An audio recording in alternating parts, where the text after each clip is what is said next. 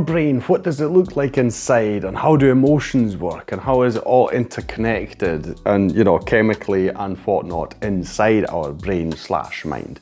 Pixar attempted to explain this with 2015's Inside Out, and it blew me completely away.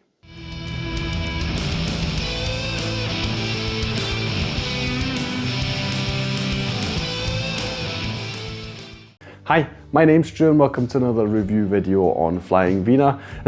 Last Sunday, before I'm filming this, just this past Sunday, turned out quite surprisingly because we were having a bit of a lazy day and we're like, okay, let's watch a film. So we need some film that my 3-year-old daughter can watch, but at the same time we also want to feel entertained by. And so I was really curious about Inside Out. I've been hearing about it for years and years, people calling it the best you know, Pixar film, or at the very least, you know, a really astonishing one because it does such a great job at trying to explain the inner workings of our mind. I was like, yeah, right, I'm finally going to watch, you know, this is the time. Turns out, I found out later, this is actually a really good time to watch it because this year, 9 years later, a sequel is coming out. So I was like, yeah, great, so now I'm prepared for the sequel as well. And it really blew me away. I was just so utterly fascinated how, I mean, by the end of it, you have this funny moment where you realize this is actually probably a lot weirder experience for my daughter, who was probably confused the whole time. I mean, visually it's appealing. The age certificate is you know, it's for all ages, so it's not like it's a PG film or a PG-13. No, it's for all ages. But I'm sure she was a hell of a confused person at the end of it. I mean, she enjoyed it, but you know, I mean. And at the end, I just had this profound realization because it's incredible to see how much thought they put into and how much love and care of really crafting this great visual representation of how I would also agree kind of our minds work, you know, so it's really cool about that. This is what this is about, but it was a very popular film, and like I say, I can see why. I mean, I was thinking to myself, surely as sort of an introductory thing, you could show this to people who are interested in psychology or psychiatry, whatever, and like, you know, how does the brain work, and how do emotions, you know, how do they come about, and how do they interact with each other, and it's all so complex. We've got so many emotions, and how do they fit under one roof? And like I say, I just think as sort of an introductory thing, this is really brilliant because it makes you think about all these things quite a lot. And it makes a lot of sense, particularly because we are focused on a child here. You know, it makes sense in that context as well, thinking about how they approach things in their life. Anyway, what is Inside Out about? Right, we're focused on a family of 3. So you've got 2 parents, a mother and a father, and their daughter. She is, oh God, I've forgotten. I think she's supposed to be 11, 12? Something like that, just before puberty anyway. So puberty is not an issue here, but they quite clearly spoil it that is eventually what's going to happen, you know. And I was seeing the trailer because I had to watch it after seeing that. I had to watch the trailer for the one coming out this year, the sequel. That is exactly where we're going. So it's going to be about puberty. So this is pre-puberty, and what happens is we get an insight into her mind about emotions that are going on there that she's dealing with. In particular, we've got 5 emotions. We've got joy, we've got sadness, we've got anger, we've got fear, and we've got disgust. Obviously, you can say that there are a lot more emotions, etc., but the film focuses on just these 5 and how they interact with each other and together. You can, it's like a sort of a bridge, you know, like a bridge of a vessel, you know, a Star Trek ship or something. That's how you can think about it. They're sitting there with their controls and they're trying to get this girl through her day and make her, you know, happy and all these things. Joy is our main emotion, the main character we are focused on. She's trying to always have her, you know, a nice end to the day, and all situations should be joyful and all these things. And it's also about these emotions, you know, among themselves, realizing that you can't always be joyful. You do need the others as well, because sometimes you can appreciate being happy a lot more if you were sad previously, and these kind of things. And that's also what this is about. Yeah, so it's about her and she and her parents. They moved to a completely new place. They used to live in Minnesota, now they live in San Francisco. So you've got the move, she loses her friends, she's not on her old ice hockey team. You know, she goes to school, everything's new. She deals with all these situations and she's obviously missing home. And what happens is, like I say, we see the inner workings of how memories work and how they're stored in a data bank, and how because of Joy's hard work, all of them are joyful, and she's trying to keep sadness away, because if sadness touches them too much, you know, they'll all turn sad, which is represented here by a blue colour. Joy's colours are sort of warm, glowing orangey colour.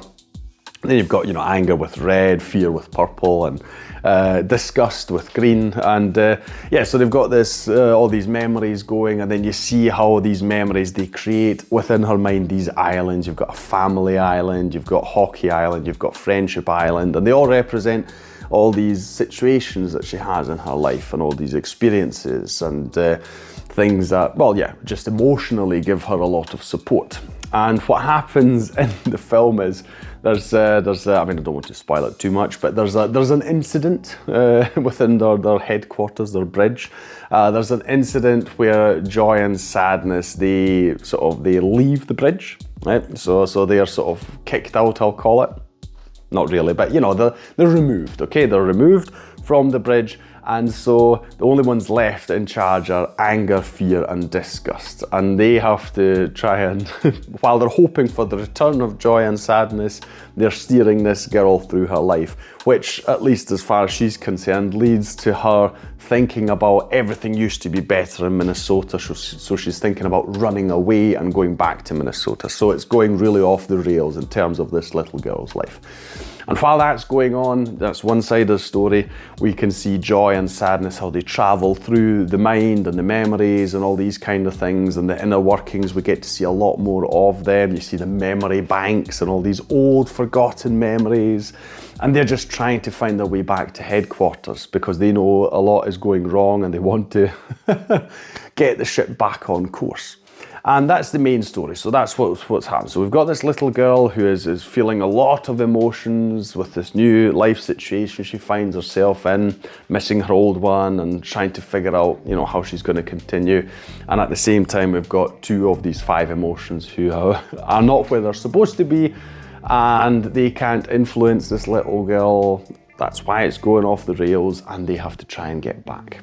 And it's just the visual representation of this adventure journey is just really cool, because it really makes you think about things, how the things that you care about when you were a kid, just a few years later, as soon as you're a teenager and you go into puberty, you just stop caring about these things that used to be so important to you. And I just love the visual representation in the film, because all these memories, they've all got colours depending on which emotion they're connected to. And as soon as they are ultimately forgotten, you know, they just sort of turn grey, and then there's this pit where they're just forgotten. They're just collected in this dump to be forgotten, and it really does make you think about how, yeah, that is absolutely true. That is what happens. It does make you a bit sad, but ultimately, you know, I wouldn't get as much joy out of playing with little wee toys today that I did, you know, back when I was a kid. Of course, I mean, I try with my 3-year-old daughter, but you know what I mean, it's not the same thing where you could just spend the whole day with 2 or 3 toys and you came up with all these wonderful stories in your head, playing with them, etc, etc.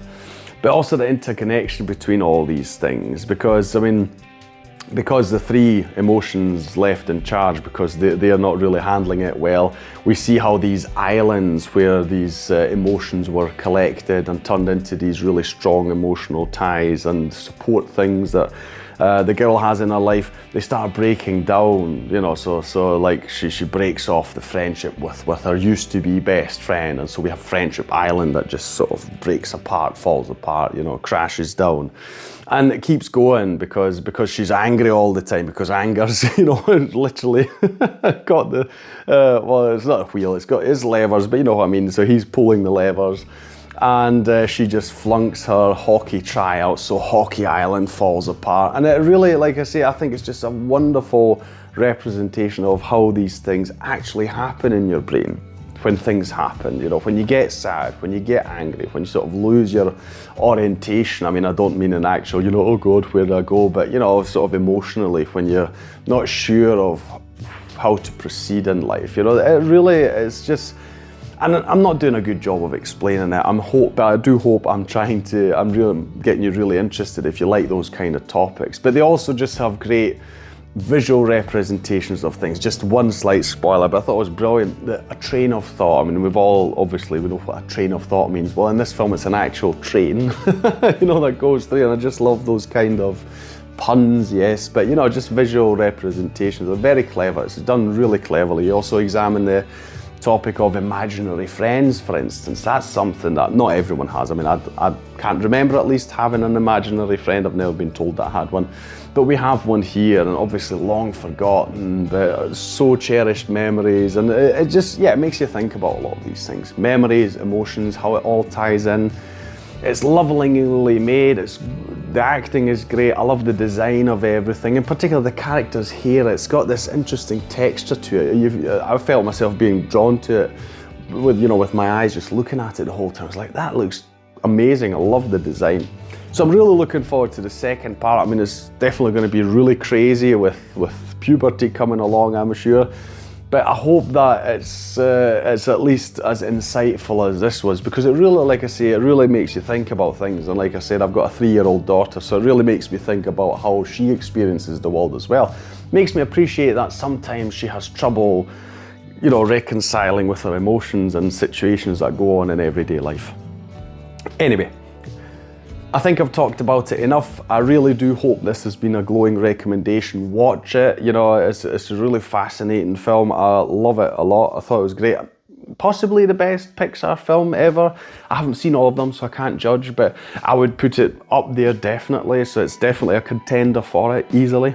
But like I say, I won't say anything more except watch Inside Out if you have access to it somewhere. That will be all from me today. If you enjoyed this video, please like, share and subscribe. It is the best way to support this channel. Leave a comment down below about anything you want to say about Inside Out or my possible ramblings that were going on in this video. I won't deny, but it's just, yeah, I just feel really enthusiastic about this film and just want to talk about it so much because I thought it was really great. But anything you want to say, put it down in the comments below. I'll thank you for watching this video, and I'll see you in the next one on Flying Wiener. Take care. Bye.